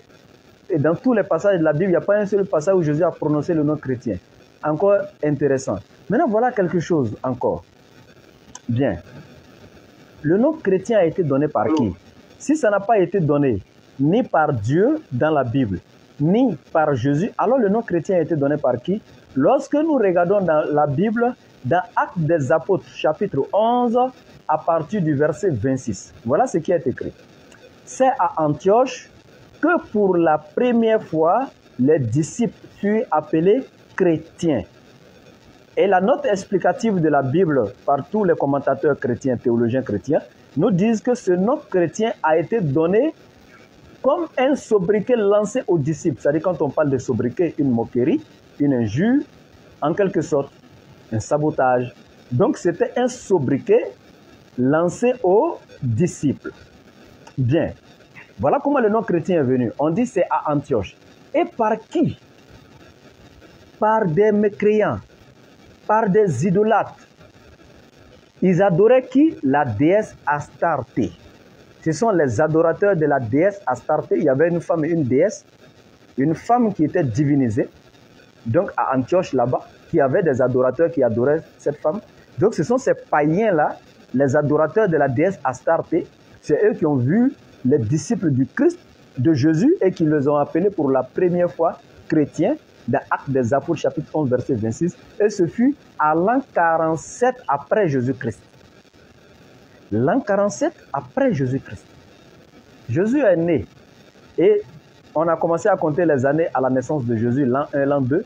Jésus est parti à 33 ans, donc Jésus est parti à l'an 33. Et c'est à l'an 47 que pour la première fois le nom chrétien est venu à l'existence. N'ayant pas été donné par Dieu ni par Jésus, par des mécréants, des polythéistes, des adorateurs donc d'une déesse qui est Astarté, ça fait donc un nom. Comment le nom de la religion de Dieu peut être donné par des païens? Ce n'est même pas des croyants, hein, des païens, des mécréants purs. C'est eux qui vont donner le nom de la religion de Dieu. Et encore à l'an 47 après Jésus-Christ, si le nom a été donné après Jésus, comment Jésus peut appartenir à quelque chose qui est venu après lui? Vous voyez que ce n'est pas normal. Jésus ne peut pas appartenir à quelque chose qui est venu après lui. Lui est parti à l'an 33, cette appellation est venue à l'an 47, et voilà comment le nom du christianisme est venu par Paul. Ok. Maintenant, on va continuer. Quand j'ai lu la sourate 30, verset 30, Allah il nous dit quoi? Il dit au prophète, Fa'akim wajhaka lid-din hanifa, fitratallahi lati fatara an-nasa 'alayha. Il dit, dirige ton être exclusivement vers la religion à Allah. Donc, pour nous dire tout simplement, le prophète devait se soumettre à la volonté d'Allah, diriger son être vers Allah seul, se soumettre à Allah et donc accomplir et manifester la volonté d'Allah sur la terre sur tous les plans. C'est la même chose que Jésus va dire et c'est ce qui est la définition même de l'islam. Soumission et obéissance totale à la volonté d'Allah. C'est pourquoi dans Jean chapitre 6, Jésus va dire, je suis descendu du ciel non pour faire ma volonté, mais la volonté de celui qui m'a envoyé. Et il ne s'arrête pas là. Dans Jean chapitre 5, verset 30, il dit, je ne peux rien faire de moi-même. Selon ce que j'entends de Dieu, c'est avec ça que je juge et mon jugement est vrai. Car je ne cherche pas à faire ma volonté, mais la volonté de celui qui m'a envoyé. Or, musulman, c'est celui qui est soumis à la volonté de Dieu. Jésus affirme ici à travers ces versets qu'il est soumis à la volonté d'Allah. Donc, voilà un verset encore qui est plus explicite et clair. Vous prenez la Bible du semeur, la Bible parole de vie, la Bible français courant, et vérifiez dans Hébreux chapitre 5, verset 7, on dit c'est lui, Jésus, pendant sa vie terrestre, il a présenté des prières et des supplications à Dieu, étant en larmes et avec des cris à Dieu qui pouvait le sauver de la mort, et il a été exaucé à cause de sa soumission à Dieu. Musulman veut dire soumis à la volonté de Dieu. Hébreux 5, 7 nous montre que Jésus était insoumis à Dieu parce qu'on dit qu'il a été exaucé à cause de sa soumission à Dieu. Donc il était soumis à Dieu. Donc voilà la première preuve donc, du fait que Jésus était musulman. Ça fait 1. Et quand on parle de Jésus était musulman, certains posent la question. Est-ce qu'il partait, il faisait les 5 prières comme vous les musulmans? Est-ce qu'il est parti à la Mecque? Est-ce que non? Il y a le fond et la forme. Dans le fond, il était musulman. Mais au niveau de la forme de la religion, selon les temps et les circonstances du temps, selon chaque époque de chaque prophète, l'Éternel change la forme de la religion, mais le fond reste intact. C'est comme dans un pays, il y a plusieurs dispensations présidentielles, mais c'est le même pays. Dans l'islam, c'est la même religion, mais il y a plusieurs dispensations prophétiques. Il y a toujours des changements de constitution dans le pays, comme dans la religion. Selon le temps de chaque prophète, l'Éternel peut changer ses lois, mais la religion reste la même dans le fond, mais dans la forme, elle peut changer. Donc Jésus était d'abord soumis, ce qui est déjà la définition, et la définition de l'islam s'est accomplie en Jésus. Et donc on revient encore. Maintenant, au niveau de la forme, voilà ce que l'islam va continuer à nous enseigner. Et donc, le verset continue en disant, Munibina ilayhi, au verset 31. Allah dit, venez repentant à Allah. Mais lorsque nous ouvrons la Bible, est-ce que Jésus s'est repenti? Si oui, on le verra. Sinon, on le verra aussi. Mais sachons d'abord que ceux qui se repentent, c'est que les créatures. L'Éternel, lui, ne peut aucunement se repentir. Parce que le repenti, c'est le regret. Voilà. Or, l'Éternel ne regrette pas. Parce que quand on regrette, c'est qu'on ne savait pas que ce qu'on faisait était mauvais. Et quand on prend conscience, on regrette. Parce que quand on regrette, c'est qu'on ne savait pas. Or, l'Éternel est omniscient. Il ne peut pas regretter. Lui, voilà, C'est pourquoi dans Nombre chapitre 23, verset 19, il est clair, je ne suis pas un homme pour mentir, ni fils d'un homme pour me repentir. Donc tous ceux qui se repentent sont fils d'êtres humains. Lui n'est pas fils d'un être humain pour se repentir. Donc tout celui qui va se repentir est un fils d'être humain. Et Marie était être humain, c'est pourquoi Jésus s'est repenti dans la Bible, parce qu'il était fils d'être humain, il n'était pas Dieu. Si Jésus était Dieu, il ne peut pas dire dans l'Ancien Testament, je ne suis pas fils d'un homme pour me repentir, et puis venir se repentir dans le Nouveau Testament, il se serait contredit. Et lorsque nous regardons dans Matthieu chapitre 3, verset 13 à 14, Jésus est venu dans le Jourdain et il s'est fait baptiser par Jean. Et quel baptême Jean faisait? Le baptême de la repentance et du pardon des péchés. Donc Jésus est venu dans le baptême de la repentance, donc il s'est repenti. Donc il a même dit à Jean, laisse faire afin que l'écriture s'accomplisse. Quelle écriture? Parce que tout celui qui est créature et qui est soumis à Dieu doit se repentir. C'est pourquoi le même Jésus, dans le même livre de Matthieu, il dit il y a plus de joie dans le ciel là-bas pour un seul pécheur qui se repent que 99 justes qui pensent qu'ils n'ont pas besoin de repentance. C'est pourquoi lui-même a donné l'exemple en se repentant. Pas que Jésus était un pécheur, mais il a montré toujours son côté humain, son côté faible, parce que les prophètes ne pêchent pas. Mais ils montrent qu'ils sont des êtres humains à 100% et qu'ils ne sont pas Dieu, et ils montrent que la perfection absolue appartient à l'Éternel. C'est pourquoi dans Luc chapitre 18, verset 18, il y a un jeune homme riche qui est venu dire à Jésus, qu'est-ce que je dois faire pour avoir? Il dit, bon maître, que dois-je faire pour avoir la vie éternelle? Jésus lui répondit, pourquoi m'appelles-tu bon? Il n'y a de bon que Dieu seul. Mais Jésus est clair. Ça ne veut pas dire que Jésus est pécheur, mais Jésus lui dit, pourquoi m'appelles-tu bon? Il n'y a de bon que Dieu seul. Donc Jésus montre qu'il n'est pas Dieu, c'est Dieu seul qui est bon. Lui, il est un être humain, il a toujours besoin de la repentance. Et c'est pourquoi il s'est repenti. Donc voilà la première condition. Après avoir présenté la religion comme la religion de soumission, l'Éternel dit au verset 31, il dit, revenez repentant à Allah. Et nous voyons bibliquement parlant, Jésus même était repenti. Il a fait le baptême de la repentance et du pardon des péchés. Et Allah, il continue en disant, wa aqimus salata. Donc, il dit, Mounibina ilayhi. Excusez, j'ai sauté une partie. Il dit, Mounibina ilayhi. La repentance, on a vu, c'est accompli en Jésus. Il dit, Wattakuhu, et craignez Allah. Est-ce que Jésus était un craignant Dieu? Oui, et nous verrons cela. Ou, dans Hébreux chapitre 5, verset 7, on dit, c'est lui, Christ, pendant la vie de sa chair, a présenté des prières, des supplications avec des cris et des larmes à celui qui pouvait le sauver de la mort. Il a été exaucé à cause de sa piété. Donc, il était un pieux, un craignant Dieu. Donc, il a accompli cela encore. Et le verset continue, wa aqimus salata, et accomplissez la salata. Est-ce que Christ a accompli la salata? Oui. Dans Luc chapitre 6, verset 12, on dit, Christ alla sur la montagne pour prier et il passa toute la nuit en faisant la prière à Dieu. Et dans Matthieu chapitre 26, verset 39, Christ, Jésus faisant quelques pas en avant, se prosterna contre terre et pria Dieu. Donc, il a prié Dieu étant sur la terre, il adorait Dieu. Et donc, le verset se termine en nous disant quoi? Voilà takunu minal mushrikin, et ne soyez point du nombre des associateurs. Christ a encore rempli ça. Parce que dans Marc chapitre 12, verset 29, voilà ce que Christ dit.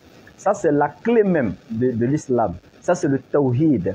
Voilà même la cause pour laquelle les prophètes sont venus sur la terre et c'est la base de l'islam de chaque musulman et c'est ce que tous les prophètes ont prôné et enseigné. Et donc j'aime comme ça, je donnerai même le verset même d'abord dans la langue liturgique des révélations.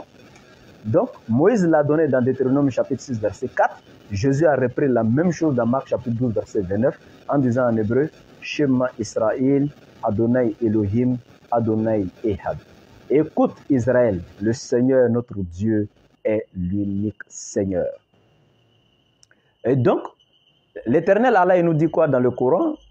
Il dit à la fin du verset 31, voilà takunu minal mushrikin, ne sois point du nombre des associateurs. Et voilà Jésus qui nous enseigne ici, écoute Israël, le Seigneur notre Dieu. Quand Jésus dit notre, nous sommes allés à l'école, on a vu les adjectifs possessifs, mon, ton, son, ma, ta, sa, notre, votre, leur, nos, vos, leur, ainsi de suite. Donc quand Jésus dit notre Seigneur, notre, ça veut dire le vôtre et le mien. Le vôtre et le mien, c'est le nôtre. Donc le Seigneur, notre Dieu, est l'unique Seigneur. Donc Jésus établit l'unicité de Dieu ici. Il purifie Dieu dans son unicité. Il l'éloigne de tout ce qui est associationnisme. Et c'est pourquoi dans Jean chapitre 17, verset 3, il va dire « Oh, la vie éternelle », c'est-à-dire la clé même pour adhérer dans la vie éternelle, dans le paradis, Jésus donne cette clé qui est le tawhid en nous disant quoi? C'est qu'ils te connaissent toi, le seul véritable Dieu et celui que tu as envoyé, Jésus-Christ.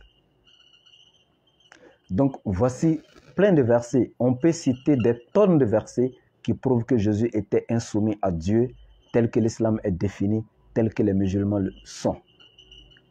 Maintenant, mon frère, voici encore le développement que j'ai ajouté.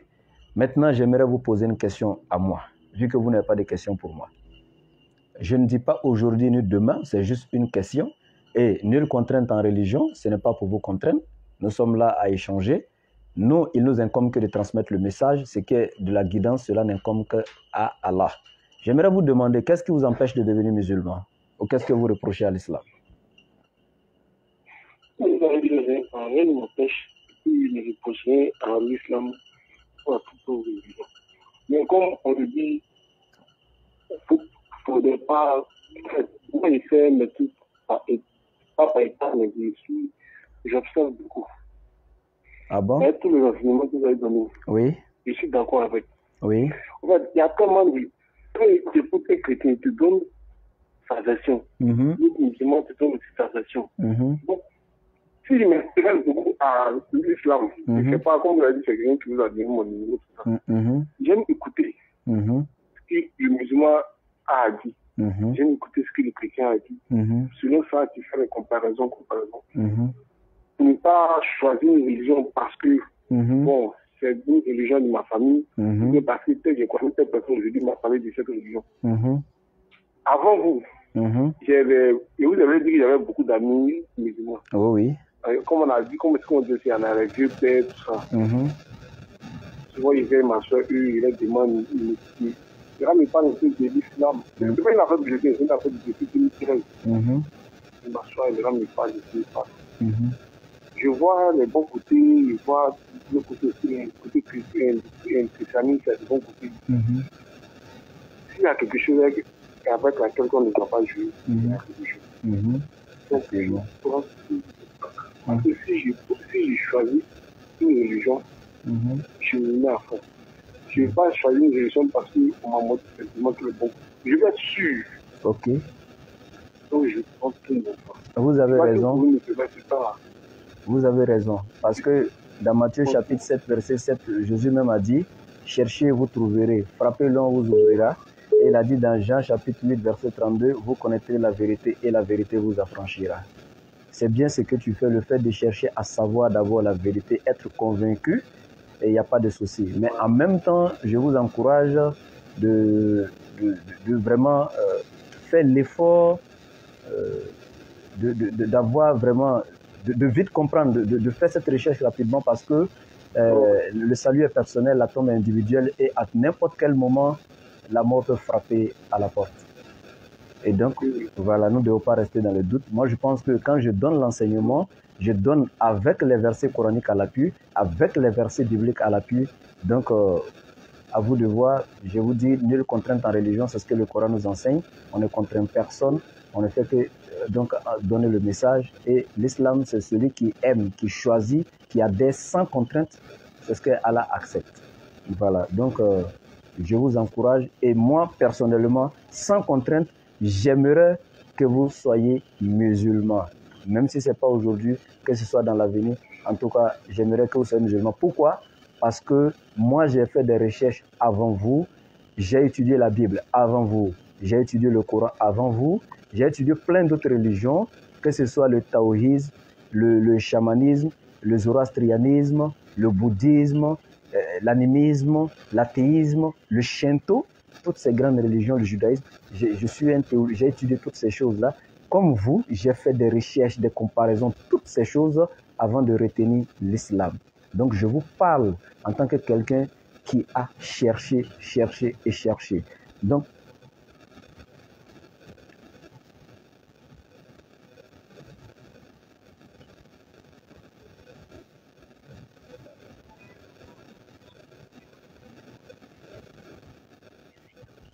bien, chers auditeurs, ou je dirais chers internautes, alhamdoulilah, c'est comme ça et c'est ce que j'appelle l'enseignement.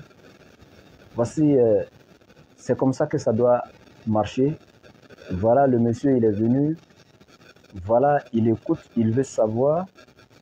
Et voilà, on échange. Quand il a des questions, il les pose, je réponds. Quand il n'a pas de questions, voilà, il donne un thème, voilà, développe ça, je vais écouter.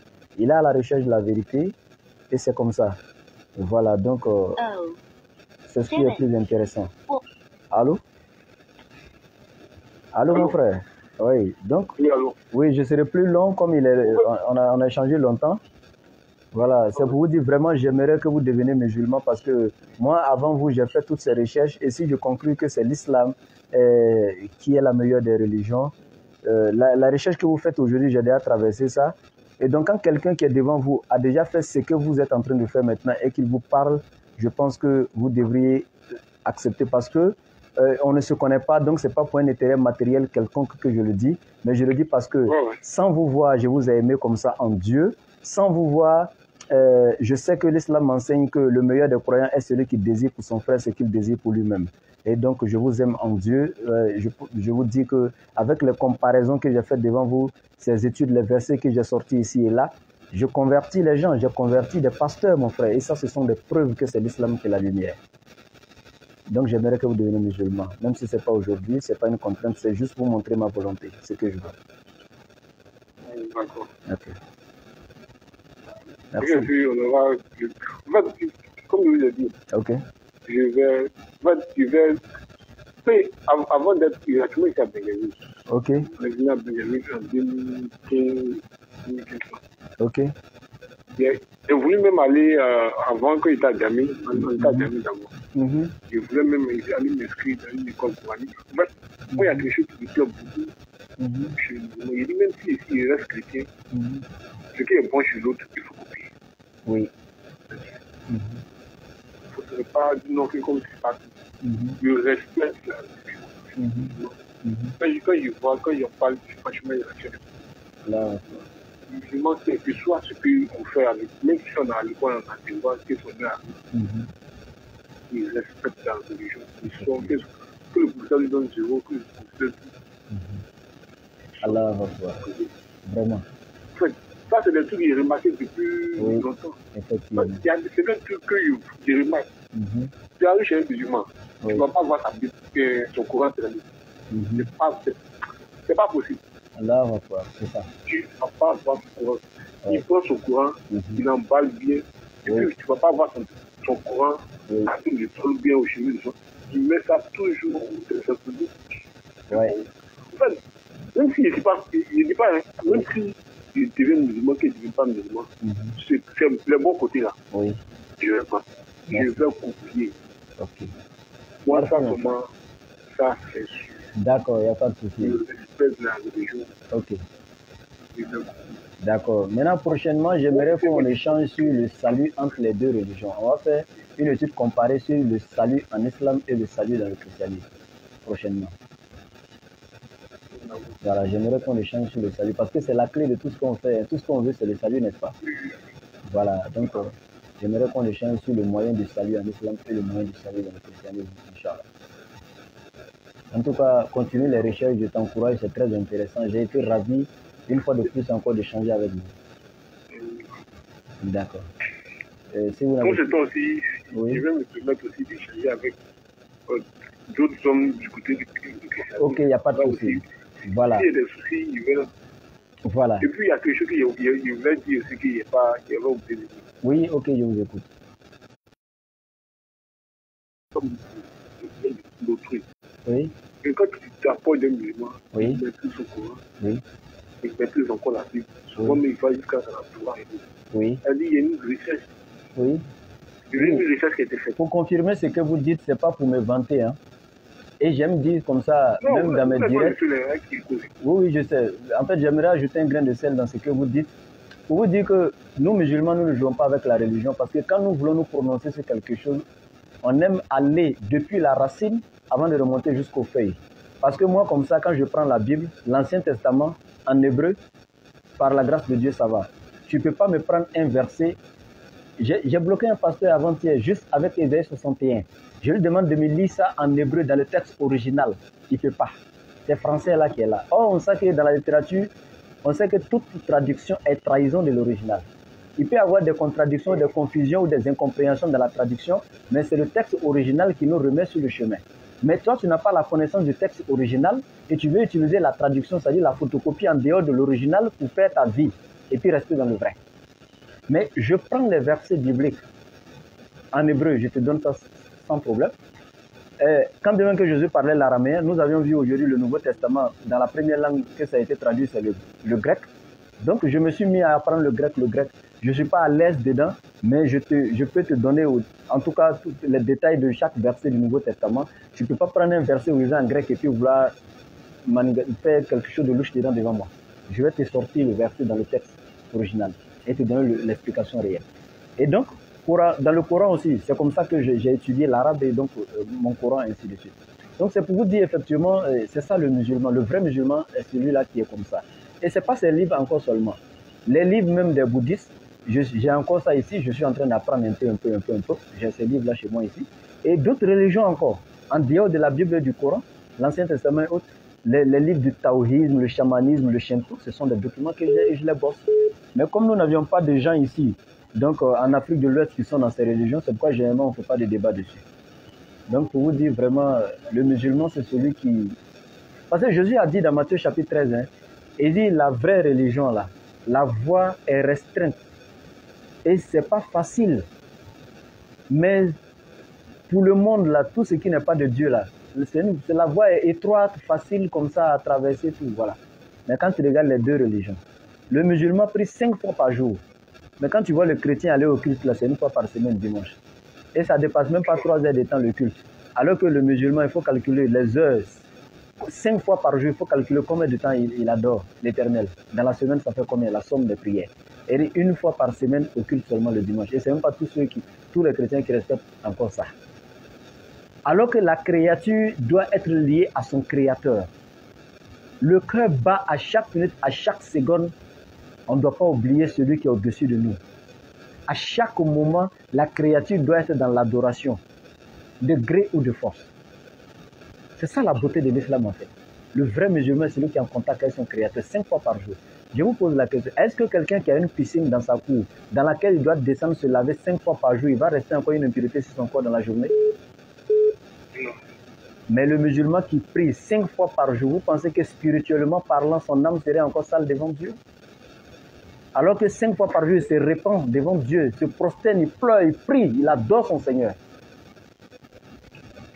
Donc, c'était pour ajouter juste un grain de sel. Et comme j'ai dit, nul contrainte en religion, vous pouvez échanger avec eux. Et n'oubliez pas, tout ce que je vous donne comme enseignement, puisez des questions dans ces enseignements-là et posez-les au pasteur. Et vous verrez la vérité. C'est pas comme si... Le plus souvent, je me dis, si lui n'a pas la connaissance, la Bible est riche, mais le chrétien n'a pas la connaissance de Dieu. Oui, c'est ça aussi. La connaissance de sa Bible. C'est pas faux. Donc là, il n'a pas d'argument même. Effectivement, c'est pas faux. Même si l'argument même est là, il passe de ce qu'il ne sait pas. Effectivement. Donc là, c'est ce côté-là, c'est ce côté-là qui est vraiment, il est tout ça plus quoi. Effectivement. Tu vas prendre un chrétien, tu vas lui demander quand est-ce qu'il a lu la Bible la dernière fois. Il ne s'en souvient pas. Effectivement. Il ne s'en souvient pas. Il ne sait pas qu'est-ce qu'il fait ce programme. Ouais. Ça va aller. Il ne sait pas. D'accord, vraiment mon frère Lionel. D'accord, merci beaucoup mon frère Lionel. Je suis très content. On va faire un programme après. Maintenant, vous l'avez dit, vous êtes à Bundiali. Je suis à Bundiali. Ah, d'accord. D'accord. Ok. Vraiment, merci beaucoup. Voilà. D'accord, on garde le contact, il n'y a pas de souci. On va continuer toujours les échanges. Merci. D'accord, vraiment, merci beaucoup. Et bonne soirée. Bien, Alhamdulillah Rabbil Alamin. Donc ici, les frères et sœurs en islam et les non-musulmans aussi, tous ceux qui nous suivent. Le WhatsApp encore, je répète, le 07 09 01 93 47. Il est ouvert à tout le monde, tous ceux qui ont des préoccupations, des questions à poser et tout ça. Et tous ceux qui ont des suggestions à faire aussi, des suggestions, le WhatsApp est ouvert à tout le monde. Vous pouvez laisser les messages et il n'y a pas de souci. C'est pour cela que nous sommes là. Et Inch'Allah, qu'Allah nous aide, qu'il nous raffermit donc dans la foi, dans la crainte, qu'il fasse de nous des musulmans pieux et sincères. Et ceux qui ne nous ont pas encore rejoints dans cette religion, face à Allah qu'ils nous rejoignent donc très rapidement et qu'Allah nous inonde tous dans l'océan de sa miséricorde. Vraiment, merci beaucoup. Salam alaikum à tous. Je vous aime en Allah.